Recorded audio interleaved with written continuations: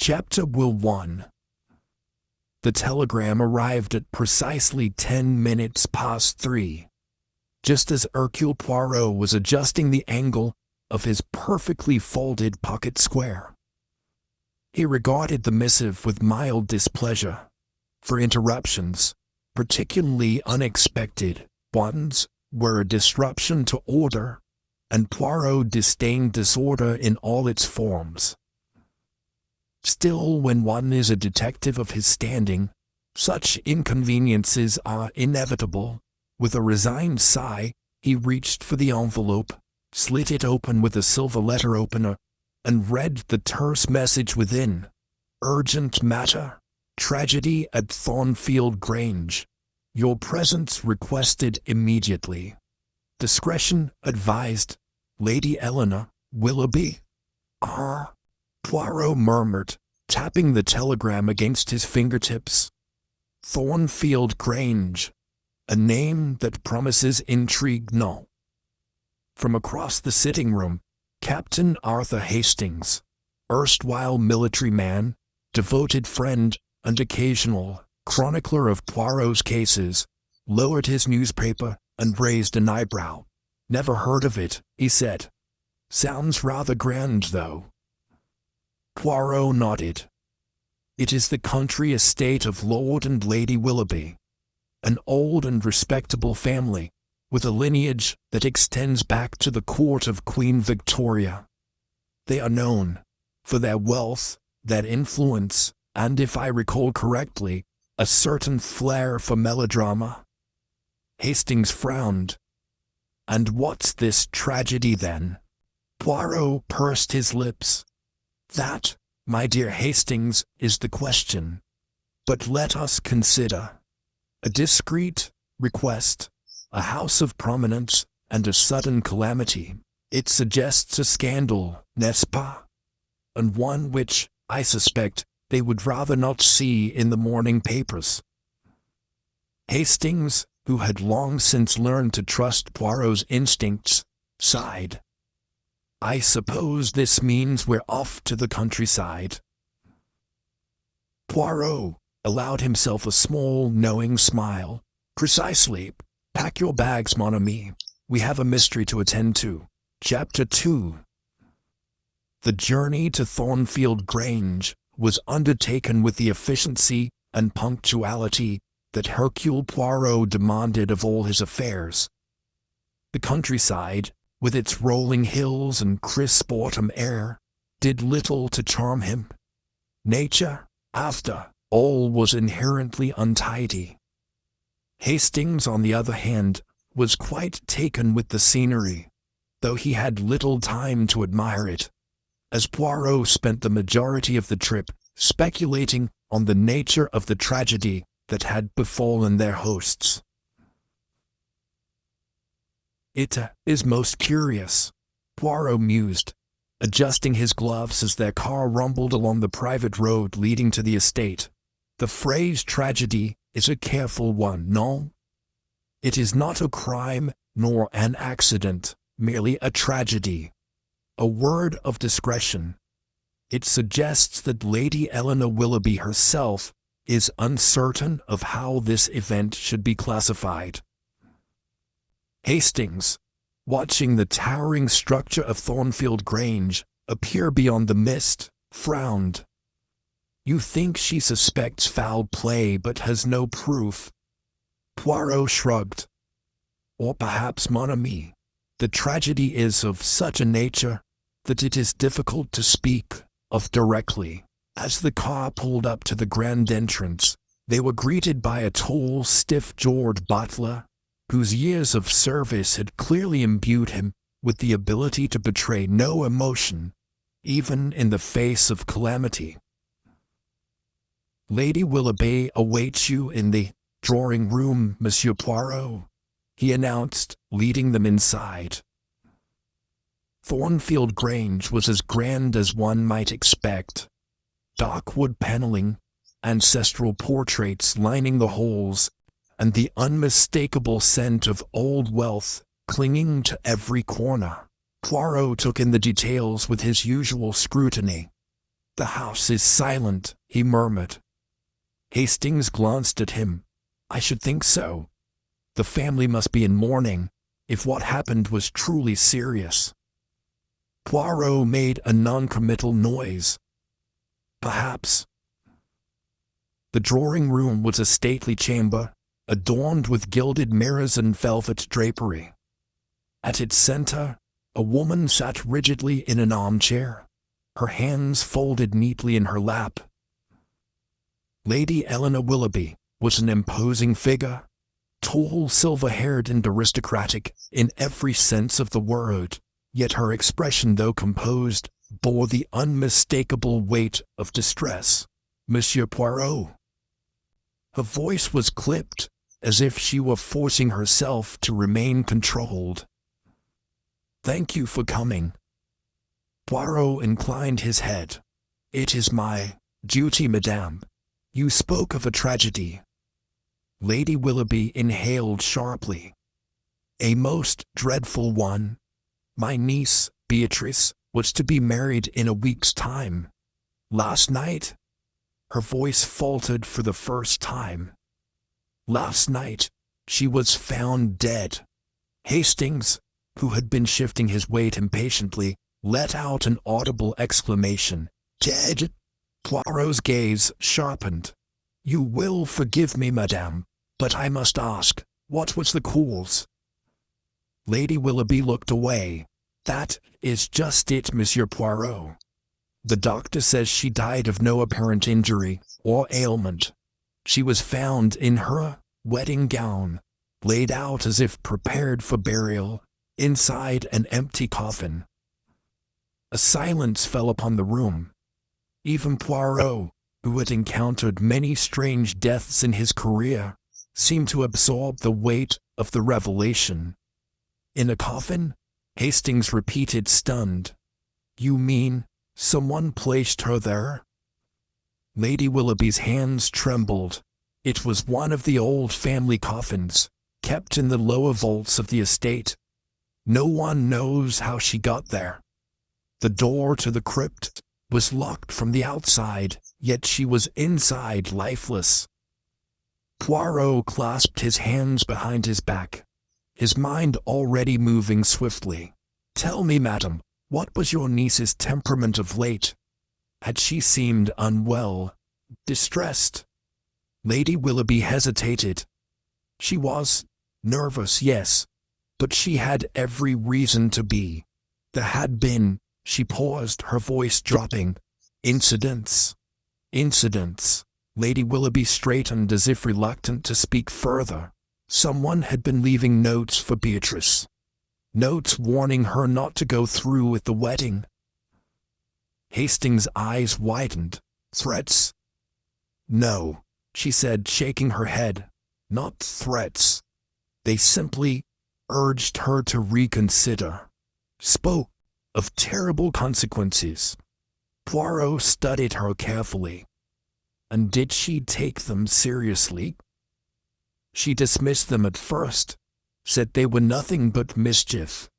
But the last note, that one frightened her." "And what did it say?" Willoughby's lips tightened. "It said, 'A bride in white shall sleep in the tomb before she weds.'" Poirot's expression did not change, but Hastings could tell that he had seized upon something. "And where is this note now?" "Beatrice burned it." "Ah," Poirot murmured. "How convenient." Lady Willoughby stiffened. "Are you suggesting—" "I suggest nothing, madam, but only seek to understand. Who discovered her body?" Lady Willoughby swallowed. "Her fiancé, Lord Richard Winthrop." "And his reaction?" She hesitated. "Grief-stricken, of course." "Of course," Poirot echoed. "And was it he who alerted the household?" "Yes, he raised the alarm." Poirot tapped his chin. "Then, if I understand correctly, this young lady was found in an impossible situation, locked inside a crypt, inside a coffin, with no sign of violence upon her. And yet, You do not accept that. This was merely an unfortunate death. Lady Willoughby's fingers curled into the fabric of her dress. I knew Beatrice. She was young, full of life. She did not simply crawl into a coffin and die, Monsieur Poirot. Someone put her there. Poirot inclined his head. Then we shall find out who. A knock at the door interrupted them. The butler entered. Madam, Lord Winthrop has arrived. Lady Willoughby's jaw tightened. Show him in. Moments later, a tall, broad-shouldered man in his late 30s stepped inside. His face was pale, his dark eyes shadowed with exhaustion. Lady Willoughby, he said, his voice hoarse. Then, seeing the strangers, he hesitated. Lady Willoughby gestured. This is Monsieur Hercule Poirot. He has agreed to investigate Beatrice's death. Lord Winthrop's gaze flickered toward Poirot, and for the briefest moment, something unreadable passed over his features. Poirot stepped forward. My condolences, Lord Winthrop. I understand you were the one to discover Mademoiselle Beatrice's body. Winthrop's throat bobbed. Yes, it was. I still cannot believe it. Poirot's eyes, sharp as ever, watched him closely. Then perhaps, monsieur, you would be so kind as to tell me everything. Chapter 3. Lord Richard Winthrop hesitated before stepping further into the drawing-room. His posture was stiff, his face pale with exhaustion and grief. Yet beneath the mask of mourning, Poirot detected something else. A subtle tension in the set of his jaw, the way his fingers curled slightly at his sides. It was a look Poirot had seen many times before. A man, not merely burdened with sorrow, but with secrets. Please. Lady Willoughby gestured toward a chair. Sit. Winthrop lowered himself into the seat, but his hands remained clenched on his knees. His gaze flickered to Poirot, his expression wary. You're here to investigate Beatrice's death. Poirot inclined his head. Oui, monsieur. It is my duty to understand the truth of what happened to Mademoiselle Beatrice. The circumstances, they are, how shall I say, unusual. Winthrop let out a breath, shaking his head. Unusual? That's one way to put it. His voice was hoarse. I don't understand any of it. It doesn't make sense. Poirot observed him carefully. Then perhaps you would do me the great kindness of recounting the events as you experienced them, monsieur. Step by step, if you please. Winthrop exhaled slowly, his gaze lowering as he gathered his thoughts. I arrived at Thornfield Grange in the afternoon yesterday. I had planned to spend the evening with Beatrice. We were to finalize some wedding arrangements, but she wasn't in the house. Lady Willoughby interjected. We assumed she had gone for a walk in the gardens. She often did. Winthrop nodded. But when she didn't return for dinner, we became worried. We searched the house, the grounds. There was no sign of her. His voice faltered. Then I thought of the crypt. Hastings frowned. The family crypt? Why would you think of that? Winthrop rubbed a hand over his face. Because of the notes, the warnings. Poirot's expression remained neutral. Ah, so you knew of them? Winthrop's jaw tightened. Of course I knew. Beatrice told me. She laughed them off, but I could tell she was uneasy. And then, the last note. The one she burned. Poirot prompted. Winthrop hesitated. Yes. What did it say exactly? A pause. Then, reluctantly. A bride in white shall sleep in the tomb before she weds. Silence stretched in the room. Poirot exchanged a glance with Hastings before turning back to Winthrop. "And so, when Mademoiselle Beatrice was missing, you immediately thought of the crypt?" Winthrop's throat bobbed. "Yes, I took a lantern and went down there myself. The crypt is always locked, but the key is kept in the study." "And you retrieved it?" "Yes." Poirot tilted his head. "And when you entered," Winthrop's breath hitched, his hands curled into fists. "She was there, inside one of the old coffins, lying so still, so pale, her wedding dress." He trailed off, his voice breaking. Hastings looked horrified. "Was the coffin already open?" "No." Winthrop whispered. "It was shut." A heavy silence filled the room. Poirot, however, remained unshaken. His little grey cells were at work, piecing together the fragments. "So, monsieur," he said, voice calm, "you are telling me that Mademoiselle Beatrice was inside a coffin, one that was closed, and the crypt was locked from the outside?" Winthrop nodded. "And yet," Poirot continued, "someone must have placed her there." Winthrop looked up sharply. "What are you implying?" Poirot spread his hands. "Simply this. If Mademoiselle Beatrice was placed inside the coffin, then it means she was not alone. Someone else was in that crypt before you arrived." Winthrop swallowed hard. "Then where did they go? The door was locked. There was no one there." Poirot's gaze did not waver. "That, monsieur, is what we must discover." A sharp knock at the door interrupted them. The butler stepped in, his expression composed but alert.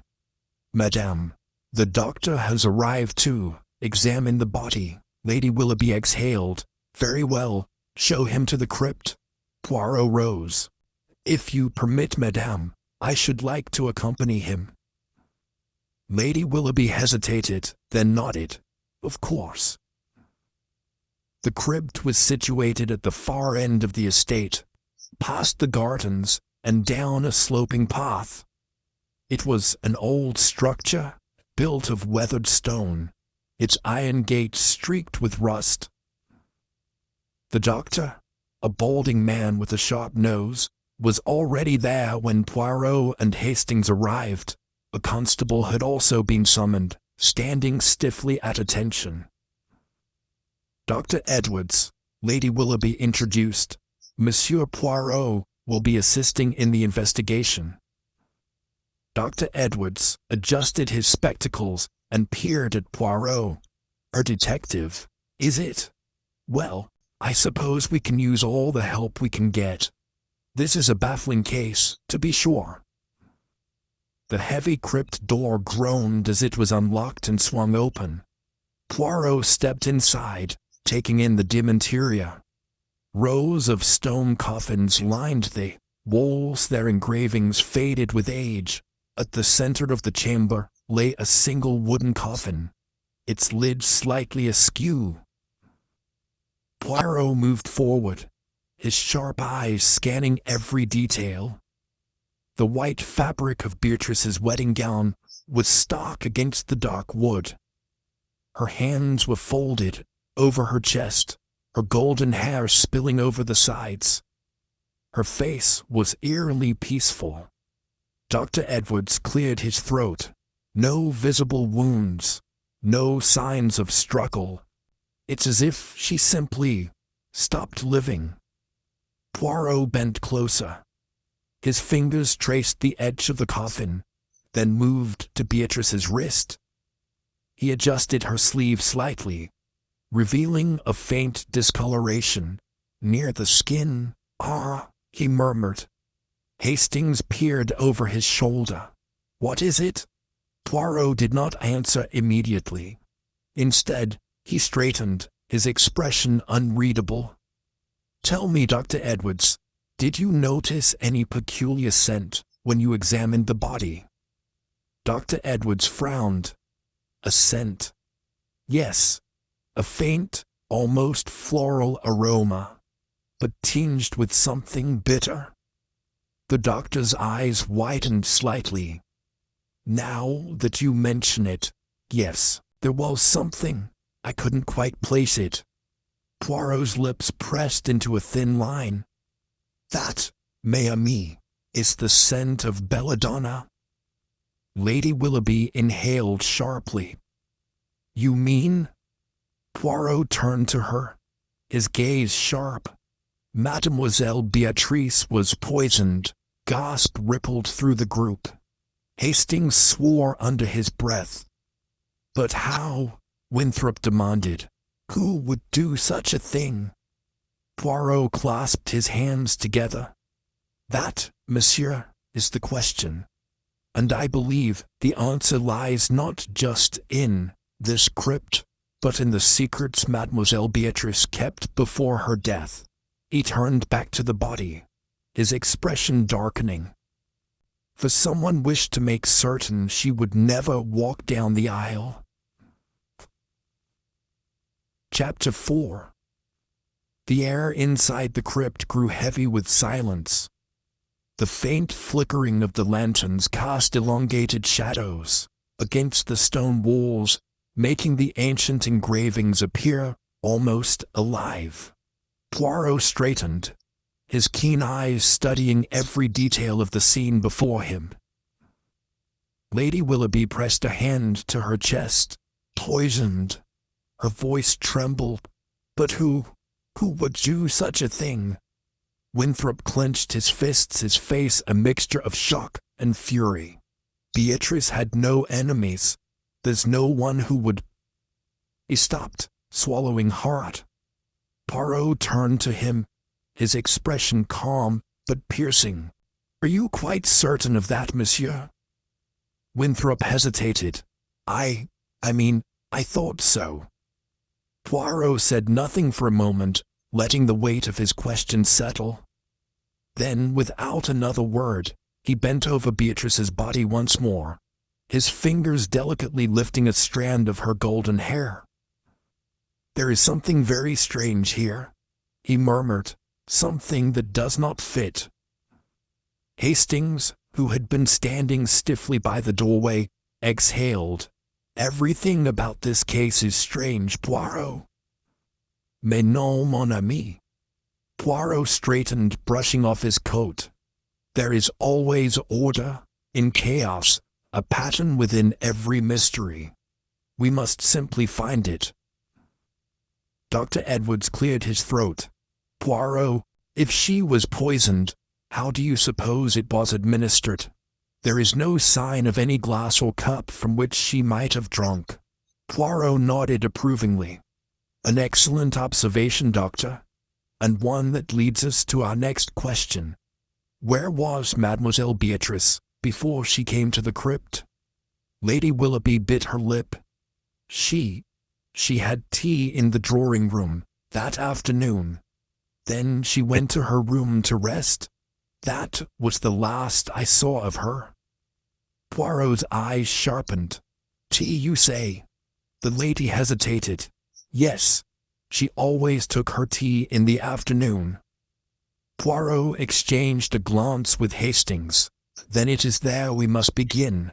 If the poison was introduced through her tea, it may still be in the house." Winthrop looked pained. "You think someone in the household did this?" Poirot lifted a brow. "It is a distinct possibility, monsieur. Unless you are suggesting that a stranger wandered into Thornfield Grange, prepared a cup of poisoned tea, and then vanished without a trace." Winthrop's jaw tightened, but he said nothing. Poirot turned briskly to the butler, who had been standing quietly in the corner of the crypt. "You, monsieur, you served the tea, yes?" The butler, an elderly man with deeply lined features, nodded. "Yes, sir. I prepared the tray myself, and took it to the drawing-room." Poirot studied him closely. "Did Mademoiselle Beatrice take the tea alone?" The butler hesitated. "No, sir. She was with Mr. Winthrop at the time." All eyes turned to Winthrop. His expression darkened. "I had tea with her, yes." Poirot's voice remained measured. "Did you drink from the same pot?" "Yes." A small frown appeared on Poirot's face. "And you suffered no ill effects?" Winthrop's lips pressed into a thin line. "No." Poirot tapped his chin thoughtfully. "Then we must consider another possibility. If the poison was in the tea, but only affected Mademoiselle Beatrice, it suggests something quite precise. A substance targeted specifically to her." Dr. Edwards frowned. "You mean something like belladonna, but given in a form where only she would ingest it?" "Précisément." Poirot turned toward the butler once more. "Tell me, was there anything unusual about the tea that day? Different brand, a particular flavor?" The butler shook his head. "No, sir. It was the same as always. Earl Grey, as she preferred. The only addition was the honey." Poirot's eyes lit up. "Ah, honey, you say?" The butler nodded. "Yes, sir. Mademoiselle Beatrice always took honey in her tea, while Mr. Winthrop preferred his plain."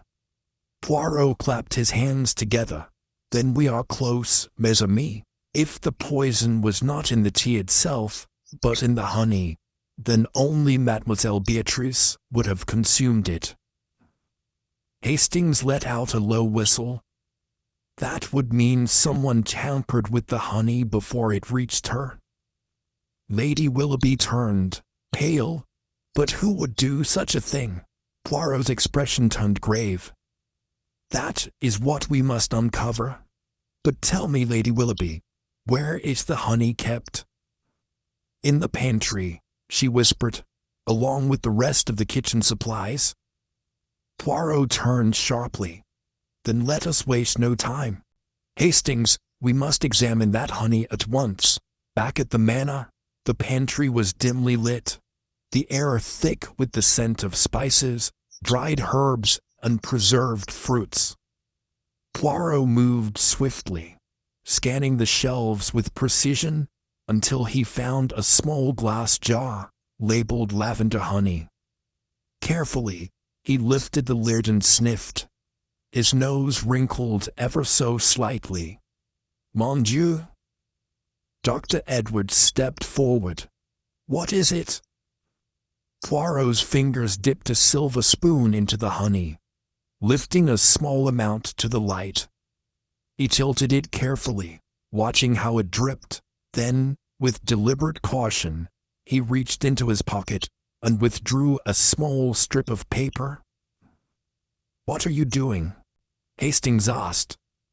Poirot smiled faintly. "A little test, mon ami." He dipped the paper into the honey, waited a moment, then withdrew it. Slowly, before their eyes, the paper turned a faint shade of violet. A collective gasp. Poirot's expression hardened. "As I suspected. Belladonna?" Lady Willoughby pressed a hand to her lips. "Then someone deliberately laced Beatrice's honey with poison?" "Yes," Poirot said softly. "And that someone is among us," Winthrop exhaled sharply. "Then find them, Poirot. Find them and make them pay." Poirot's gaze never wavered. "Oh, mon cher monsieur, rest assured, I will." Chapter 5. The study at Thornfield Grange was steeped in an oppressive silence. Heavy bookshelves lined the walls, their aged spines a testament to the estate's long history. Poirot sat primly in a high-backed chair, his hands folded neatly in his lap. Across from him, Lady Willoughby and Winthrop sat stiffly, their faces still pale from the discovery in the pantry. Dr. Edwards leaned against the fireplace, his arms crossed. So, Poirot, where do we go from here? We know the honey was poisoned, but how do we determine who did it? Poirot sighed, his fingertips tapping lightly against the armrest. Mon cher doctor, we must now consider the true implications of our discovery. The poison was administered through the honey, a most deliberate method. This tells us several things. He lifted one finger. First, the culprit had access to the pantry, and knew that Mademoiselle Beatrice alone used the honey. A second finger. Secondly, they were confident that no one else would accidentally consume it before she did. A third. And finally, they were patient, willing to wait for her to ingest the fatal dose at the right moment. Hastings frowned. That does narrow it down, doesn't it? I mean, it has to be someone in the house. A stranger wouldn't know her habits so well. Précisément, Hastings. Poirot nodded. This crime is one of intimate knowledge, not opportunistic chance. Lady Willoughby's voice was barely above a whisper. Then it must have been one of us. Winthrop slammed his fist on the desk. This is madness. Someone under this roof murdered my fiancée. I refuse to believe it. Poirot's sharp gaze locked onto him. And yet, monsieur, the evidence does not require your belief. It merely exists. Winthrop opened his mouth, but seemed to think better of whatever retort he had prepared. Instead, he sank into his chair, rubbing a hand over his face. Poirot stood, adjusting his cuffs. Now, we must ask ourselves, who had reason to want Mademoiselle Beatrice dead? Hastings exhaled. From what I can see, she was well liked by everyone. Dr. Edwards, who had remained silent until now, spoke up. There is something you may not know. All heads turned toward him. What do you mean, Doctor? Poirot asked. Dr. Edwards hesitated. I had spoken with Beatrice a few days ago in private. She was troubled, deeply troubled. Winthrop stiffened. Troubled about what? The doctor's expression was grim. She was afraid. She believed she was being watched. A chill ran through the room. Hastings swallowed. Watched? By whom, Doctor? Edward shook his head. She never said. But she told me she felt unsafe in the house. That someone had been in her room while she was away. Lady Willoughby gasped. That's absurd. Are you suggesting someone was spying on her? Poirot remained thoughtful. Did she mention anything specific, Doctor? Anything missing? Anything moved? Dr. Edwards frowned. Only one thing. She said a letter had gone missing. Poirot's eyes gleamed with interest. A letter, you say? And did she tell you what was in it? No. Only that it was important. She intended to confront someone about it. Poirot tapped his chin. Fascinating. A missing letter. A sense of being watched. And a poisoning that required meticulous planning. Winthrop gritted his teeth. Poirot, if you know something, say it. Poirot turned to the butler, who had been standing discreetly by the door. Tell me, monsieur, who else has access to the pantry? The butler bowed slightly. Only myself, the cook, and the housemaid, sir. Poirot's gaze flickered toward Lady Willoughby. And you, madame? She looked taken aback. Me? Why would I go into the pantry?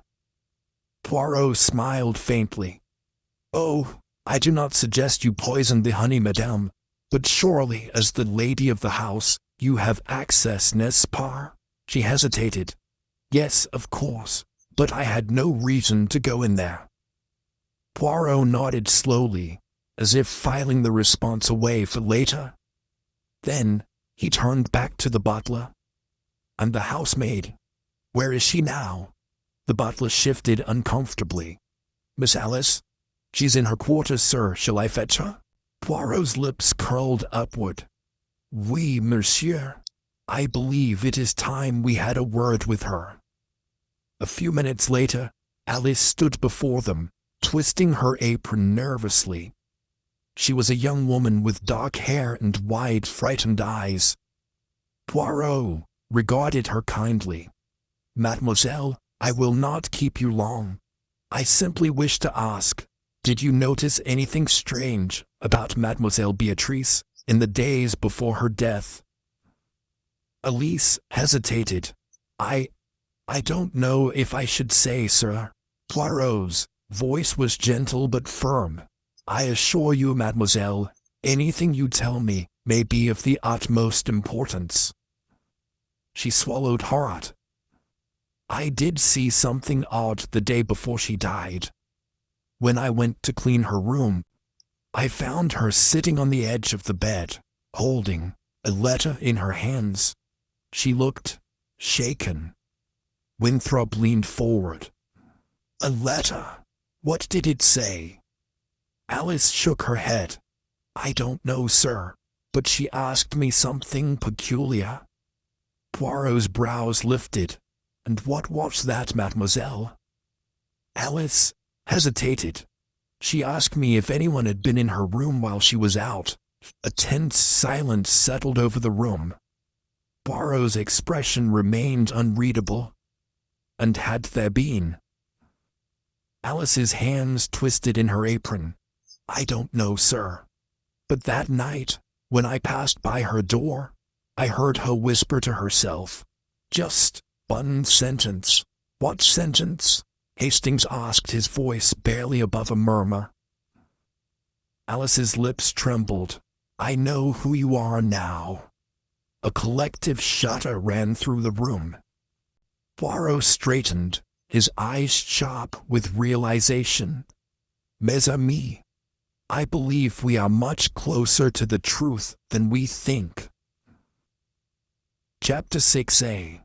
Tense silence lingered in the étudiant study, each person lost in their own thoughts.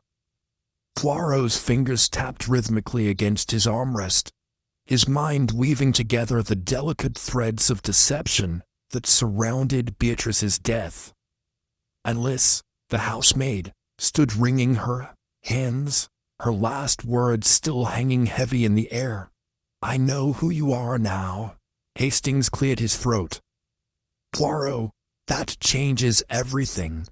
If Beatrice recognized her killer before she died, then this wasn't just an opportunistic crime. It was personal." Poirot nodded. "May we, Hastings? That phrase, it is most intriguing, is it not? It tells us two things. One, that Beatrice was not merely suspicious, but certain of the identity of someone who meant her harm. And two, that she did not have time to act on that knowledge before she was silenced." Winthrop shifted uncomfortably. "Are you saying she was killed because she figured it out?" Poirot spread his hands. "It seems increasingly likely." Lady Willoughby dabbed at her temples with a silk handkerchief. "But this is all so dreadful. Who in this house would Beatrice have feared?" Poirot studied her keenly. "That is precisely the question we must answer, madame." Hastings frowned. "You said earlier that the crime required intimate knowledge, someone who knew Beatrice's habits. But if she knew who was after her, why wouldn't she have told anyone?" Dr. Edwards, who had been standing near the fireplace, finally spoke. "Perhaps she intended to. If she was planning to confront someone, she might have been gathering proof before making an accusation." Poirot nodded approvingly. "Just so, Doctor. It is often the fatal mistake of those who believe themselves clever. They wait too long." Winthrop exhaled sharply. "So what do we do now?" The police are still convinced this was an accident, aren't they? Poirot waved a hand dismissively. The police, mon ami, are always quick to settle for the obvious answer. But we must continue. There is a missing letter, a sense of being watched, and now the knowledge that Beatrice had uncovered something moments before her death. The pieces, they begin to fit together. He turned to Alice. Mademoiselle, you have done well to speak. Now tell me, where was the last place you saw the letter? Alice swallowed hard. On her nightstand, sir. But when I went to clean her room the next morning, it was gone. Poirot's gaze sharpened. Gone? And no one saw anyone enter or leave her room? She shook her head. No, sir, but I did find something odd. Hastings leaned forward. What was it? Alice hesitated, then pulled something from the pocket of her apron.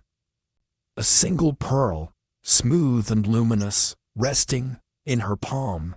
Poirot took it delicately, examining it with interest. Where did you find this? In the carpet by the fireplace, she whispered. I didn't think much of it at first, but now... Lady Willoughby gasped. That's from my pearl necklace. Winthrop turned to her, startled. You're sure? She nodded, a hand flying to her throat. I noticed it had come loose 2 nights ago, but I didn't think it had fallen off completely. Poirot's eyes gleamed. Fascinating. And where were you on the night in question, madam? She stiffened. In my room, of course. Why would I be in Beatrice's? Poirot's expression was unreadable. Perhaps you were not. But someone, it seems, was. Dr. Edwards cleared his throat. Forgive me, Poirot, but does a single pearl truly tell us anything? Poirot smiled faintly. Ah, mon cher docteur, even the smallest clue can reveal everything, if one knows how to look. Hastings frowned. Then what's next? Shh! Slipped the pearl into his pocket and rose. Next, we see if we can find that missing letter. Chapter 7. The drawing-room was dimly lit, the glow from the fireplace casting long, wavering shadows across the walls. Poirot sat upright in a velvet armchair, his fingers steepled, eyes half-closed in deep contemplation. Across from him, Hastings paced, his frustration barely concealed. I say, Poirot, this is maddening. We know Beatrice had a letter. We know she recognized her killer, and now we found a pearl in her room.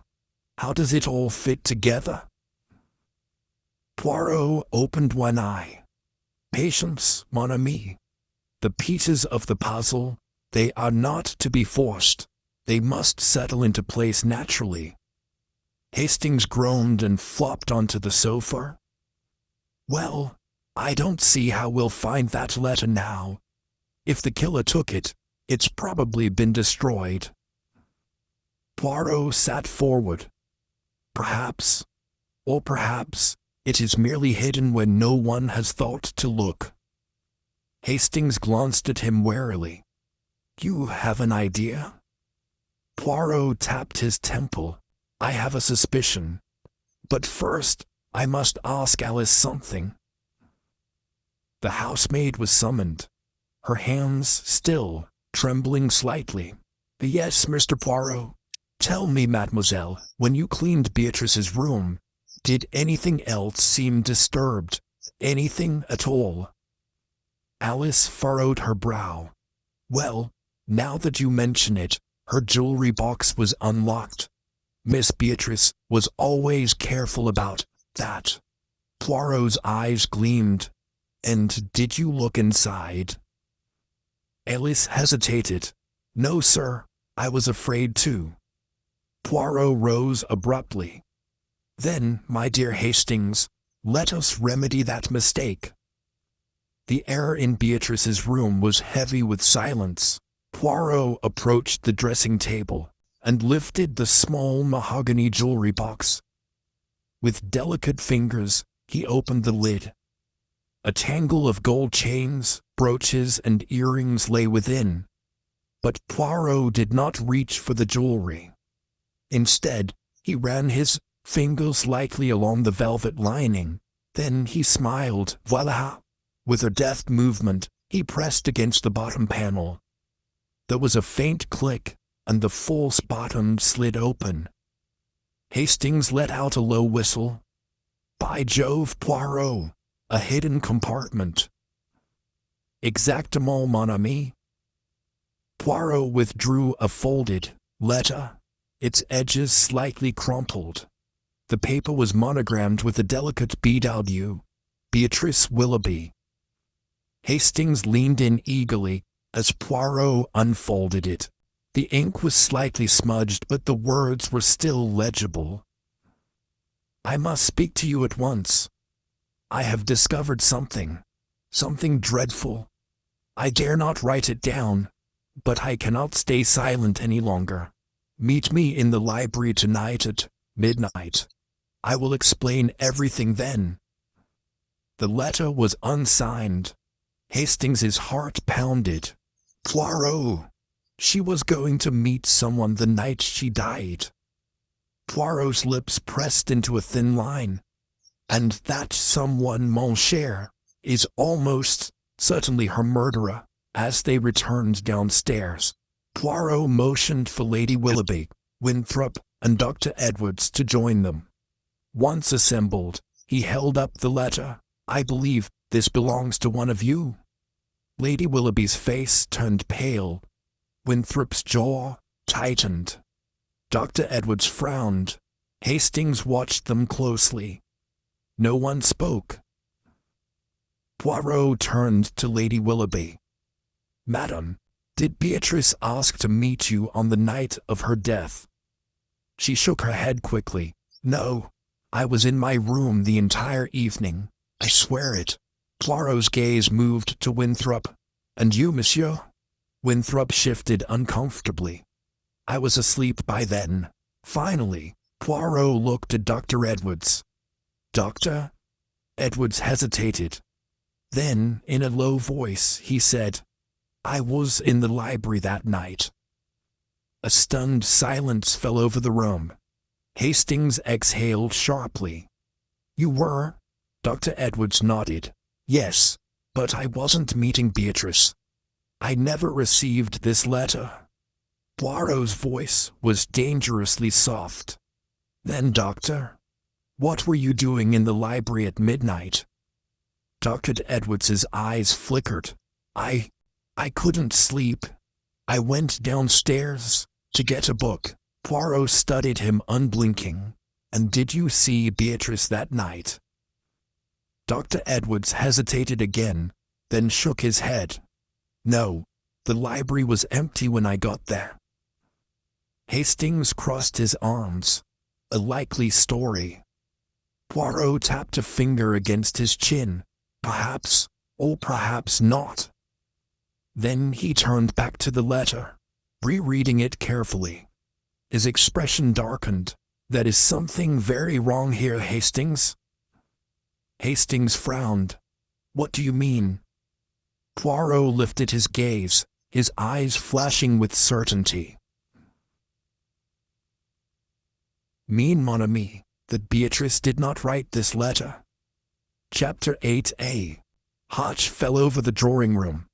The weight of Poirot's statement hung in the air, like an executioner's axe. Hastings stared at him in disbelief. Poirot, what do you mean? If Beatrice didn't write that letter, then who did? Poirot turned the letter over in his hands, studying the ink, the paper, the minute details. Mon ami, observe carefully. The handwriting is similar, yes, but not identical. The pressure of the pen is inconsistent. Certain letters, look at the M in must and the T in tonight, are formed differently than in. Beatrice's other writings. Hastings squinted at the note. Dash it all, Poirot, I can't see much of a difference. Poirot gave a small knowing smile. And yet, it is there. The letter was written to appear as if Beatrice had penned it, but it is a forgery. A very careful, deliberate forgery. Lady Willoughby gasped, clutching at her pearls. But why? Who would do such a thing? Winthrop's voice was tight. More importantly, who was this letter meant for? Dr. Edwards, still pale from the revelation, spoke slowly. If the letter is a fake, then Beatrice might not have gone to the library at all. Someone lured her there under false pretenses. Poirot's expression darkened. Exactement. Someone wanted Beatrice alone that night. Someone who needed her out of her room, away from the safety of others. A deep, unsettled silence filled the room. Lady Willoughby's lips trembled. Then, the murderer planned this. Poirot gave a solemn nod. Oh, très bien, madame. This was no crime of passion, no sudden fit of anger. It was calculated, premeditated. His gaze swept across the room, sharp as a scalpel. Our killer knew exactly what they were doing. The group dispersed in a daze, each lost in their own thoughts. Poirot and Hastings retired to Poirot's room, where he sat at the writing desk, deep in thought. Hastings, arms crossed, leaned against the fireplace. This changes everything, Poirot. If Beatrice never wrote that letter, it means she didn't choose to be in the library that night. She was led there. Poirot nodded. Oui, mon ami. Which means her killer had control over the situation. They dictated the setting, the time, the circumstances. Hastings exhaled. But it doesn't tell us who. Poirot tapped his fingers against the desk. Perhaps not. But it tells us how the mind of our murderer works. They are clever. They are patient. And they are confident enough to assume they could forge Beatrice's handwriting without arousing suspicion. Hastings frowned. That narrows things down a bit. The killer must have had access to Beatrice's letters, something to study her handwriting. Poirot's eyes glowed. Exactement. You are learning, Hastings. A knock at the door interrupted their discussion. Poirot rose and opened it to find Alice, the housemaid, standing there, looking more nervous than ever. Mr. Poirot, she stammered, there's something I must tell you. I didn't say it earlier because I was frightened, but... Poirot gestured for her to continue. Alice swallowed hard. The night Miss Beatrice died, I heard something. I was coming up from the kitchen when I heard voices. 2 people arguing in the hallway near the library. Poirot's eyes sharpened. Did you recognize the voices? Alice hesitated, wringing her hands. One of them. I think it was Miss Beatrice. She sounded upset. The other voice, it was a man's. But he was whispering, so I couldn't tell who it was. Poirot nodded. And what did they say? Alice bit her lip. I only caught a little. Miss Beatrice said something like, You can't do this. I won't let you. And then the man said, You don't understand. I have no choice. A chill ran down Hastings's spine. My God, Poirot, whoever it was, Beatrice knew them. She was confronting them about something. Poirot's expression was unreadable. And it was a conversation of desperation. One of finality. Alice looked miserable. I should have told you before. I'm sorry.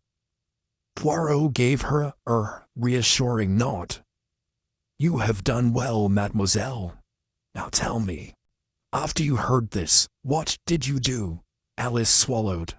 "I hurried up the stairs. I didn't want to get involved." Poirot considered this. "And you heard nothing else?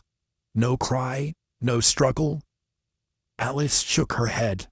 "No, just silence." Poirot dismissed her kindly, then turned to Hastings. "Now, mon ami, we have something very interesting indeed." Hastings's brow furrowed. "What do you mean?" Poirot steepled his fingers. "Our murderer is not merely a killer. They are a person backed into a corner. Someone who believes they had no other choice." Hastings felt a shiver run down his spine. "But Poirot, what could force someone to kill?" Poirot's voice was quiet but firm. "A secret, Hastings, a terrible, dangerous secret." He tapped the letter on the desk. "And I intend to find out what it is." Chapter 9. The atmosphere at Windermere Hall had shifted. The weight of suspicion pressed against the walls like an oppressive fog. The guests moved with wary glances. Conversations hushed, and the sense of looming revelation thickened. Hastings, ever the loyal companion, followed Poirot closely as they descended the grand staircase, his mind still reeling from Alice's revelation. "Poirot, you said that the murderer was backed into a corner, that they had no choice." Hastings muttered. "But surely there is always a choice. Murder is not a necessity." Poirot's moustache twitched as he adjusted the cuffs of his immaculately pressed sleeves. "Ah, mon ami, you see the world in black and white, but crime, true crime, is woven in shades of gray. A person who kills believes, at least in that moment, that there is no other way. Pourquoi? That is what we must uncover." Before Hastings could reply, a sharp voice cut through the tense silence of the hall. "Mr. Poirot." Lady Willoughby approached, her face pale, her hands trembling. "Something dreadful has happened, Mr. Winthrop. He is gone." Poirot's eyes darkened. "Gone? What do you mean, madam?" Lady Willoughby pressed a hand to her throat. "This morning, he was seen taking his coat and leaving through the servants' entrance. He did not say a word to anyone. The groundskeeper saw him heading toward the cliffs." Hastings stiffened. "The cliffs? But that's dangerous terrain, especially in this fog." Poirot nodded grimly. "And what did you do when you learned of his departure?" "I sent 2 of the men to search for him at once," she replied. "But Mr. Poirot, I fear something terrible may have happened." Poirot and Hastings exchanged a glance. Winthrop had been acting strangely ever since Beatrice's death, his nervous energy barely concealed behind a mask of composure. Was he running? Or was he another victim in this sinister game? "We must find him," Poirot said, his voice quiet, but firm. The cliffs near Windermere Hall loomed ahead, their jagged edges lost in the morning mist. The sea crashed against the rocks below, a violent reminder of the peril that lay beneath. Hastings shivered as they trudged through the damp grass, the wind biting at their coats. A shout rang out, "Over here!" Poirot and Hastings hurried toward the voice, finding one of the searchers, Mr. Langley, the stable-master, standing at the edge of the cliff, pointing downwards. Hastings peered over the edge and felt his stomach drop. There, several feet below, sprawled across the jagged rocks, was Winthrop. His body was twisted unnaturally, his limbs splayed. The waves lapped hungrily at his shoes. Poirot knelt, peering intently. He fell. Hastings swallowed. But was it an accident, or something more? Poirot's gaze sharpened as he surveyed the ground near the cliff's edge. "Look here, Hastings, the footprints." Hastings crouched beside him, squinting at the soft earth. Two sets, one leading to the edge, and another. His breath caught. Poirot, someone else was here. Poirot's expression was unreadable. Oui, mon ami. This was no accident. Lady Willoughby, who had followed them, let out a gasp and covered her mouth.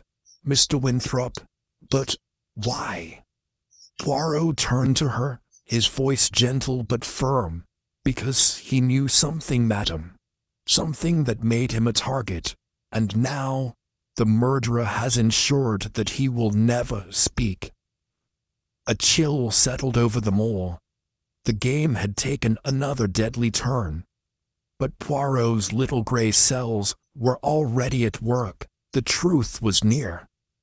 Chapter 10. The drawing-room at Windermere Hall had been transformed into a stage for the final act of Poirot's investigation.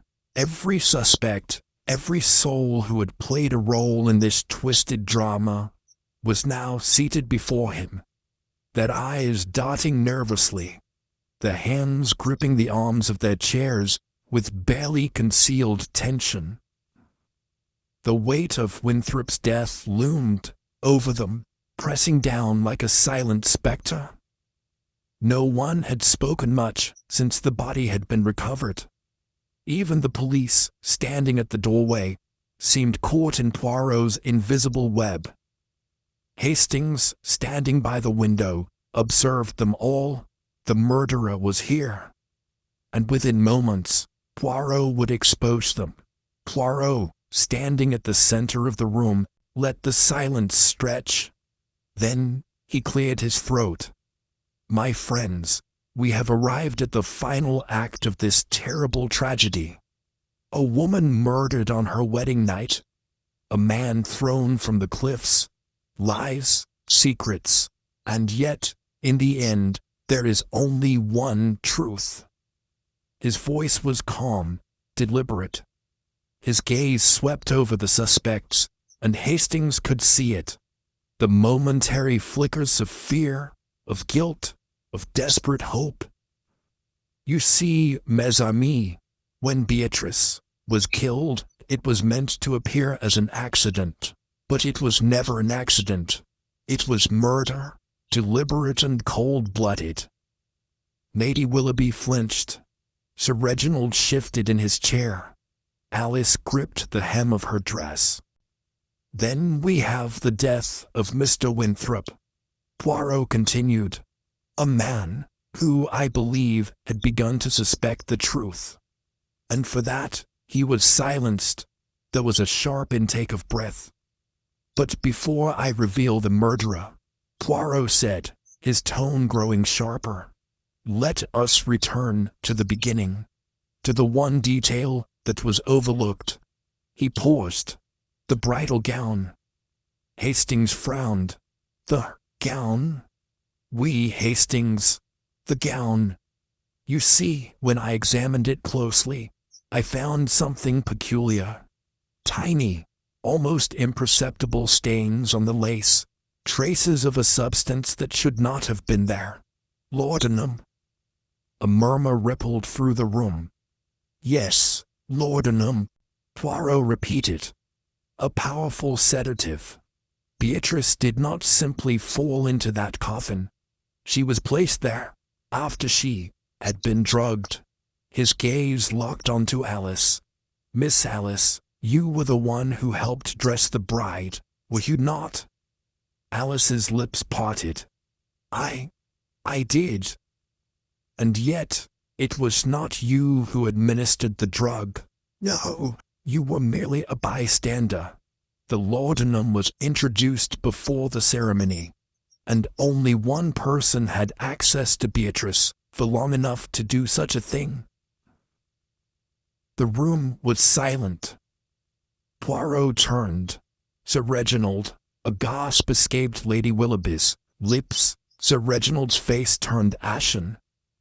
This is absurd," he stammered. "No, Sir Reginald, it is logic. You knew that Beatrice was about to destroy you. You had forged documents. You had stolen from your estate to pay off debts. And Beatrice was your greatest mistake. You thought you could control her, but she learned the truth, did she not? She planned to leave you, to expose you." Poirot took a step forward. "And so you silenced her?" Sir Reginald's hands clenched into fists. "You drugged her before the ceremony, knowing that later, when the wedding was over, she would be vulnerable. You planned to make her death appear as a terrible accident. But you were interrupted, were you not?" The man's breath came in sharp, shallow bursts. "Mr. Winthrop," Poirot continued, "was your greatest threat. He had seen something that night, something that led him to suspect the truth, and so you followed him to the cliffs, where you ensured he would never speak again." Sir Reginald shot up from his chair. "This is ridiculous. You have no proof." Poirot's eyes gleamed. "Oh, but I do. You see, Sir Reginald, you made one mistake. A simple mistake, but one that only a man of my method would notice." The tension in the room was unbearable. Poirot reached into his pocket and withdrew a handkerchief. "This," he said, "was found at the site of Mr. Winthrop's death. A fine embroidered handkerchief, and on it the crest of your family." Sir Reginald paled. I must have dropped it earlier in the day." "No, monsieur."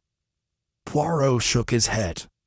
"It was found near the freshest footprints at the cliff's edge, the ones belonging to you." A silence, then Sir Reginald lunged. It happened in a flash.